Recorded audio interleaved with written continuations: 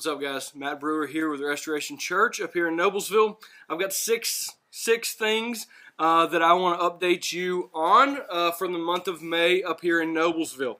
So 6 things that we're looking at, and then a few ways to pray. Number 1, Restoration Church Lebanon is going well. So you heard in the April update, so April 1st, which was Easter, we did a commissioning service for all of the team that was going to Lebanon. So now they're about 7 weeks in. They started April the 8th. So they're about 7 weeks in. Man, it's going well. They've been running consistently like 60 or 70. So they got new families coming in all the time. Landon's doing great. Christina's doing great with all that. So I'm meeting with Landon about once a week specifically about Lebanon stuff. And so, yeah, they're doing well. So we want you to know what's going on there. I'm going to try to pull Landon into our next update that you get. We might actually shoot it in Lebanon. But, yeah, man, they're going well. Thanks for praying for them and kind of getting ramped up for the summer. And, man, the YMCA sounds like it's just been awesome over there. So yeah, we're excited. It's crazy cool to be a part of church planting early on, especially as a plant to plant again. So that's fun. Number 2. We're making some headway on the building. So as you know, we took ownership of this building at the beginning of the year. It's taken a little while to get our feet underneath us, and then with getting ready to plant and trying to figure out what we're doing with the building. So we've done a few things just kind of along the way. We've done some painting and some things that aren't very visible, HVAC and junk like that. But we're making some headway. So we've got a list of things we're going to try to do in the next 30 days. We're talking about signage, and we're looking at, we got a lot of bids for roof and carpet and all those kind of things. We're going to try to do some landscaping and some sidewalk and paint the basement with the kids' stuff. We're going to use some volunteers to try to do that. We'll talk about that in a minute. So anyway, we're making some headway. So the hope is that we can keep making progress there without it being really the focus. We don't want to lose the summer. Right, but we don't want to also like spend the summer only on the building. So it's kind of this tension of like get it done and do ministry, right? And so in some regard, ministry like or the building opens up the door for ministry in some capacity, but not entirely. So we've existed without a building for the first 3 years, so we're going to keep on rolling. So anyway, that's what's going on with the building. We've had some of you guys that have called and been interested and want to help and want to send volunteer groups or want to pay for something. Man, we got all kind of things going, and it's going well. Number 3, update in May.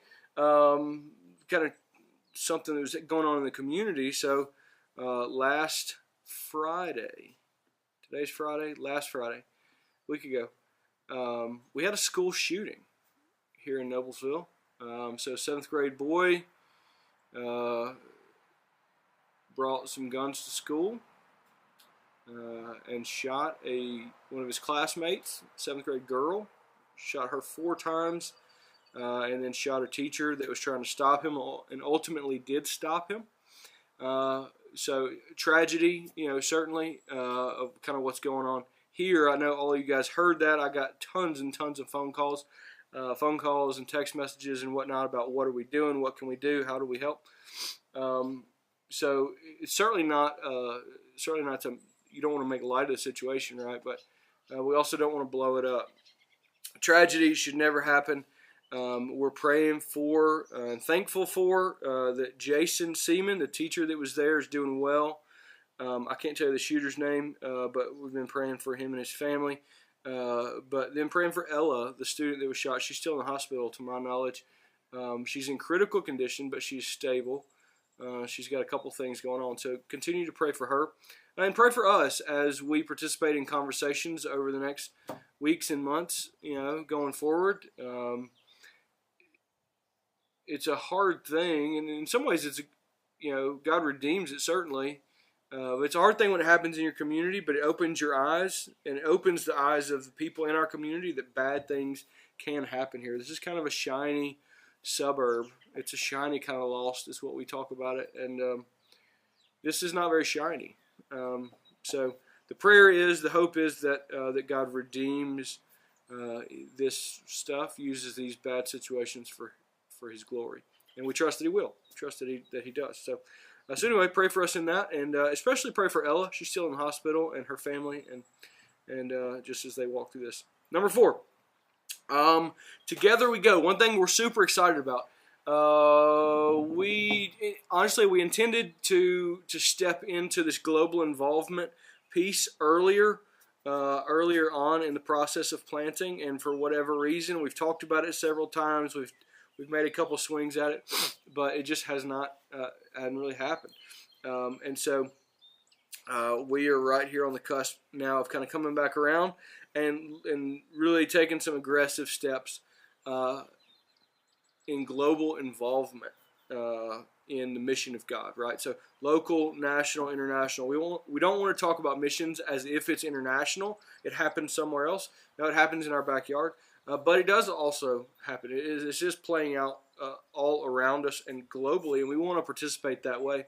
So pray for us in that. Also, I'm going to hit these again at the end, but man, we're super excited. We're thinking about now, even as leadership right now, how do we roll this out? What do we do as far as this kind of like comprehensive mission strategy of giving and going and partnership and participation in the mission of God in a different capacity than what we have been doing. So that's exciting. It's exciting, and honestly, that's part of how we got here. Right? Is that we have participated, Megan and I, and Landon and Christina, and Stephen and Sammy, and different ones. Like, we have had the opportunity from Longview Heights and from different partners or different places where we were on staff before, LifePoint, to participate in things locally, nationally, internationally, and that is so shaping, and it's one thing that's missing in our church right now. Number 5, we've got 2 volunteer groups showing up like in the next 3 weeks. So I've got a group coming from Taylorville Baptist Church. You guys will be here actually like a week from now. So next Saturday, I believe you guys are showing up. We've got all kind of things planned for them. So we'll have a group of 8 students now, I believe, and a few leaders. And so a group of about 11 or 12 people that will be doing some block parties and kind of community engagement stuff, right? Neighborhood survey, block party, let's throw a party and meet some people, let's work on the building a little bit, let's eat some ice cream and have a good time, like all those things that we do. So pray for the group from Taylorville. There's also a big old group coming from Bethel Baptist Church. They're coming mid-June. They're bringing like 30 people, 35 people. So they'll be doing some of the same stuff, even on a bigger scale.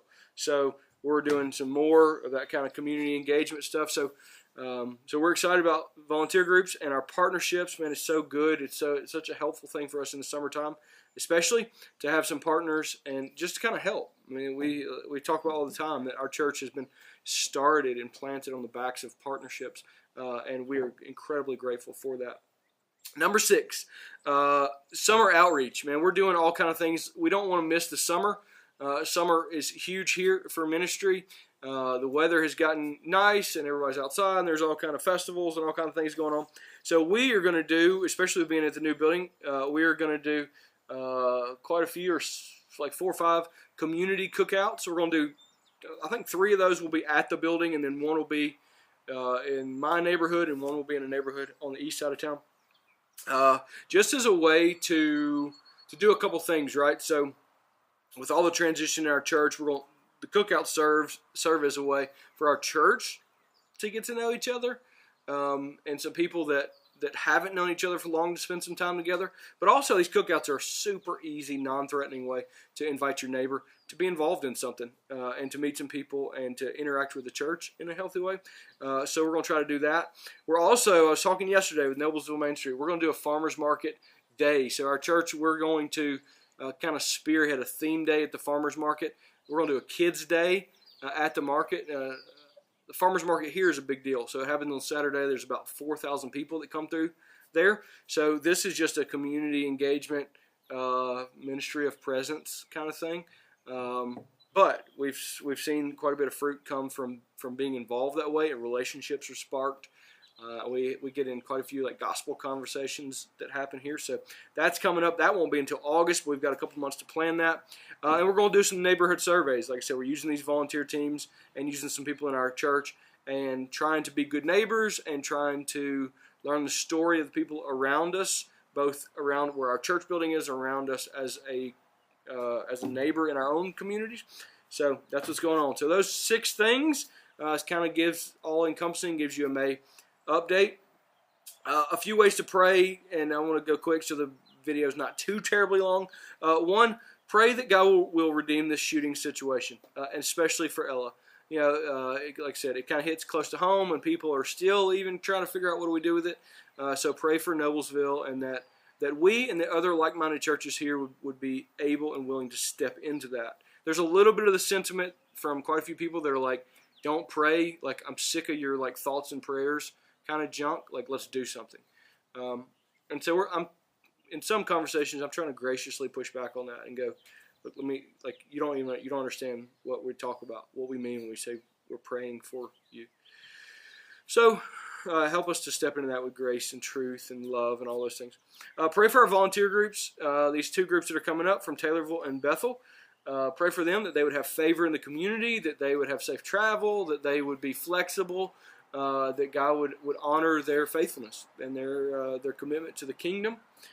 So pray for them. Pray for our outreach efforts this summer. The reality is we need to grow. We need to grow.